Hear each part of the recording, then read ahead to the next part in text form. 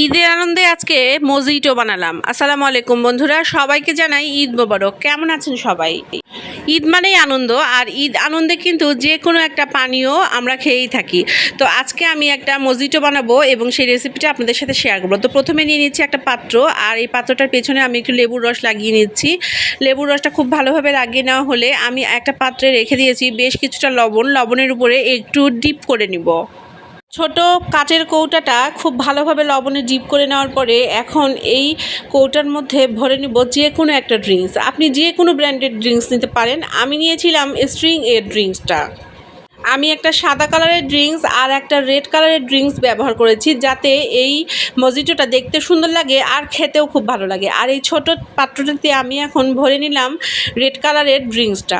আর এখন নিয়ে নিচ্ছি আরও একটা খালি পাত্র, আর এখানে দিয়ে দিচ্ছি সাদা সোডা, এবং সাদা সোডা দিয়ে আমি পুরো গ্লাসটা একদম পরিপূর্ণ করে দিব। আর এখন একটা ম্যাজিক দেখুন, বাস এই তো আমার এই মজিটোটা একদম কমপ্লিট। এইভাবে আপনারা যদি মজিটো তৈরি করেন সেটা খেতে কিন্তু খুব মজা লাগবে। যেমন একটা এক্সপেরিমেন্টাল টেস্ট পাবেন, তেমনি খেতেও খুব মজা লাগবে।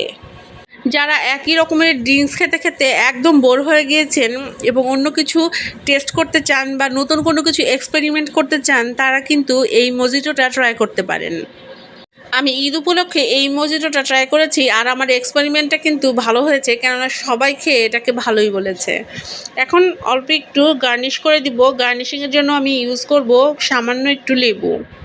এই মজিটোটার কালারটা যেমন ইউনিক হয়েছে, তেমনি খেতেও খুবই ইউনিক ছিল। নামি দামি রেস্টুরেন্টে এই সাধারণ মজিটোগুলো বানিয়েই কিন্তু ওরা হাজার হাজার টাকা বিল করে নেয়। আর মজিটো বানানোর প্রসেসিংটা যদি আমরা জানতে পারি, তাহলে কিন্তু বাসায় বসেই খুবই অল্প টাকায় বানিয়ে ফেলতে পারি। এখন নিয়ে নিচ্ছি আরও একটা গ্লাস, আর গ্লাসের মধ্যে দিয়ে দিলাম এক টুকরো লেবু, এবং এখন অ্যাড করে দিব সামান্য পরিমাণ লবণ। আপনারা চাইলে কিন্তু এখানে বিট লবণ ব্যবহার করতে পারেন, কেননা বিট লবণ দিলে টেস্টটা একটু অন্যরকম আসে এবং মজা লাগে। আর এখন দিয়ে দিচ্ছি 2 চামচ পরিমাণ লেবুর রস। তারপরে আর কি দিয়ে দিব যে কোনো একটা পানীয়। আমি এখানে রেড কালারের একটা স্ট্রিং এর পানীয় নিয়েছি, আপনারা চাইলে অন্য যে কোনো পানীয় ব্যবহার করতে পারেন।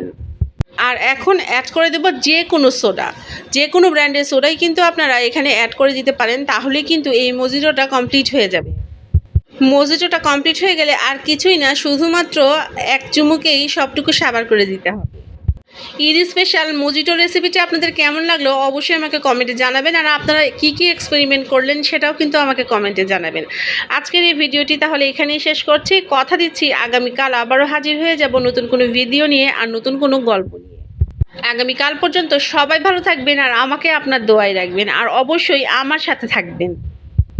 আমার পরিবারের সবার সাথে এখন আমি মজিটো এনজয় করব।